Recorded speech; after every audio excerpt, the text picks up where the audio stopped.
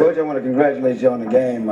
It just was fantastic today. Thank you, James. I've had a lot of distinguished people interview me after a football game, but I'll have to admit that you're probably the most distinguished. Well, I really appreciate you coming down and for this ball game. We played well, but in the third quarter, I noticed that everything was kind of dull. We weren't able to put any points on the board, but all of a sudden, all of the stands on the other side, the students were hollering and screaming. I said, "What are we doing out there?" We wasn't doing anything, but I looked across the field and I saw what the action was, and you were over there. Just another Georgia boy. Saying hello to them, and I think they started playing the Dooleys, Junkyard. Well, we appreciate you recording that, and this is caught on around the campus, and it's very popular. Coach, I want to say I'm very, you have all my best wishes and my love.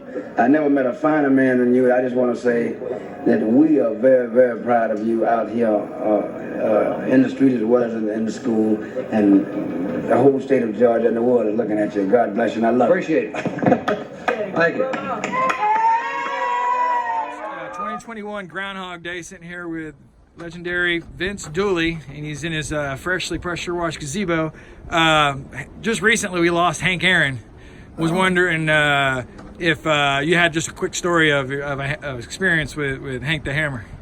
Well, I've got plenty of them because we're both being from Mobile, and when we get together we would talk about both of us being on the wrong side of the track, so to speak, but it was different tracks in those days. In fact, there was segregation, and we both had to come up kind of the hard way.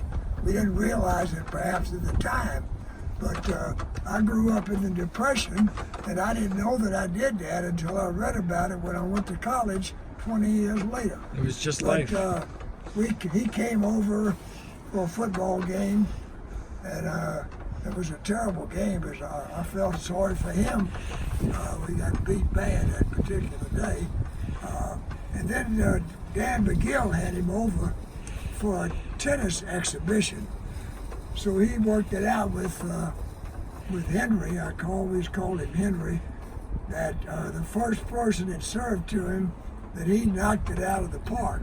That tennis ball must have gone 300 or 400 feet over the fence, almost to the Coliseum. Well, great human being, though. Everybody admired him at the way he handled himself. Yeah, I wish I could have met him. I was fond of him as I am you, and I never got to meet him, so it was a little bittersweet. Another guy that passed away, a legend, but a long time ago, is James Brown. I know that you did a lot of Dooley Dog, the halftime things. Just a quick little something that makes you laugh about James Brown when you think of him. Well, he's just absolutely amazing to be the age that he was, and to get up and start dancing, and then just next thing he's done split. He got his legs going both ways, split all the way down to the ground, and then flip back up. I mean, he was extremely agile, but he recorded that Dooley's Junkyard Dog. I don't know if you remember that. Oh yeah. I got that record. Do you? Yeah, I do too. Here's the way he did it. They got me over there. Somebody gave him the words, and he had a little band with him. They didn't have any music, but he started looking at the words, and then he started shaking. And then his hips would go one way and the hips go the other way. Then he'd start singing, and the band was able to pick up the music from the way he was shaking. If you can explain. They knew him well. They knew him, and he would shake, and that's how he got Dooley's Junkyard Dog. Yeah, he was. You're a father, granddad, Auburn University football captain, a U.S. Marine, head coach, botanical expert, and many other achievements. While being the captain of the Auburn University team, is there any game you played in, one that still replays in your mind? Well, you need to put in there great-grandfather too. Great-grandfather too, yeah. yes, sir. We got Got to give you credit for all of it. we got twin girls, great-granddaughters, exactly identical twins, and they're only 2 years old. Oh, wow. But I've had more fun with them because I've had time to really enjoy them. But other time I've been going so strong that maybe I didn't enjoy my family as much as I should have, but I've gotten to enjoy them. Everything was important to me. My service in the Marine Corps was very beneficial to me, really helped me with in the profession that I was in, teamwork and discipline and leadership. All those things were very common as part of the Marine Corps, part of football, part of sports, part of life. And playing in Auburn, I was captain of the team, and that was kind of a surprise because I really didn't know. All I knew is when I was little that I liked the word leadership, and I wanted to try to be a good leader. And I remember that I had done something which was bad leadership. We used to have recess during school, and we would go across the street to play. So we would run across out of the school, across the street to a playground. And one time we went over there, and they had the gates locked. So I said, over the top. We climbed those gates, and the gates collapsed. Even did it. And I tell you, I caught hell. But I explained, I said, I wanted to be a leader, so I told everybody to follow me. And as a result, the nun said, look, there's good leadership and there's bad leadership. That was bad leadership. And I thought it was a good lesson. Yes. Okay, you mentioned you would like to spend more time with your family before. Is there anything else that you haven't done in life that you wish you had? I don't know. I was very fortunate in a lot of ways, in so many ways. One is the woman that I married, because we both shared a basic faith. We're really opposites in a lot of ways. She's outgoing. Anything that comes to her mind, she'll say it. Whereas I'm more reserved. So we're kind of opposite attracts. But she has been a great wife, coach's wife. They pay an extra price. And she's been a great mother. She's sort of taken the place of a father because I was gone so much. So I think that's the best thing that's happened. And we've had 60 great years together. Today's my parents' 64th wedding anniversary. Your parents? Yeah, 64, Groundhog Okay. Day. So, and last question, where'd you meet Barbara at? When I came back from the Marine Corps to coach at Auburn as an assistant coach, I was the counselor and advisor to the Newman Club, which was the student club at church. And I looked around all those co-eds, and I felt that Barbara needed advising and counseling more than any of them. But she hadn't taken my advice or counseling yet. That made her the right one. That's right. Exactly. Thanks for your time, Coach, and happy 2021 to you. All right. That's great. I know Clubby did this recently. We talked a whole bunch about Herschel Walker and him getting recruited. Was there one that got away that you just remembered that sticks in the back of your mind, or a recruit that got away from you, went somewhere else? Well, I probably was not as disappointed as I would have been if I had lost Herschel Walker. Right. But his name was Bo Jackson. And Okay. it turned out Yeah. that as I saw him, I was really disappointed we Right. didn't do a good job of recruiting him like we should have. He was a player, no doubt about it. I didn't even think about that. Yeah, mine's Tim Tebow. I wish he would have been a Bulldog. Go with your next question. What did I want to ask? Oh, can you think of a win other than clinching an SEC title or winning a bowl game that people probably wouldn't think about that was just really, really a special win to you?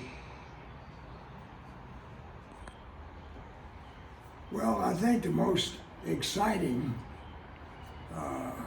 and fan game that changed hands 6 times was beating Georgia Tech 29-28 78. That in was the year. Yeah. 1978.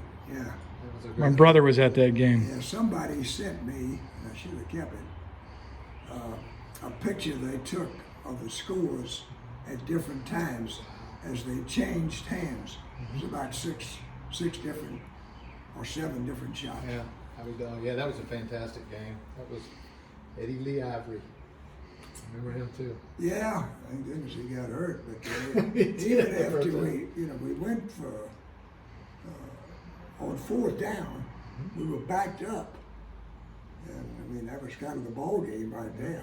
They'd have stopped us, but it looked like Buck was going to get thrown for a loss, and he threw late to Amp Arnold, who scored. Right.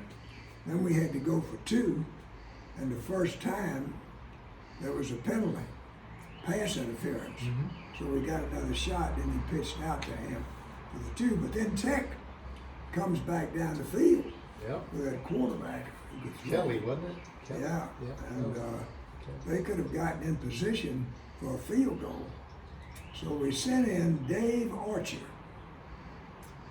who I think is about the only time he played one play, and he intercepted the ball. One play. Yep. Then he goes to West Georgia and wins the national about championship as a quarterback. Yep. I remember him vaguely because of that play. That's Yeah, exactly right. well, then he goes and wins a national championship at West Georgia. Out here with Vince Dooley in the Gardens, the last interview with him here. I won't bother him anymore. Coach, just looking for an Irk Russell story. I never asked you about Irk. Irk and I are longtime friends. I mean, we go all the way back to Auburn. We coached together there. And then I hired him as a defensive coordinator here. And Irk was a down-to-earth, in-the-trenches coach. And the players loved him. And they played for him.